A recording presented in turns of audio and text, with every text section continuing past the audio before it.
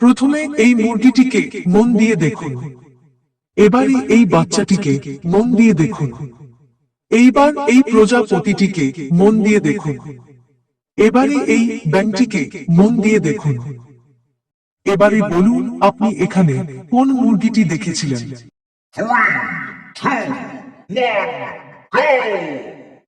আপনি এখানে 1 নম্বর মুরগিটি দেখেছিলেন। আপনি এখানে কোন বাচ্চাটিকে দেখেছিলেন?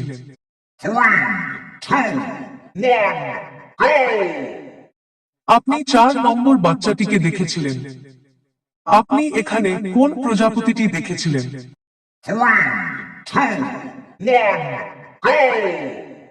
আপনি এখানে 2 নম্বর প্রজাপতিটি দেখেছিলেন।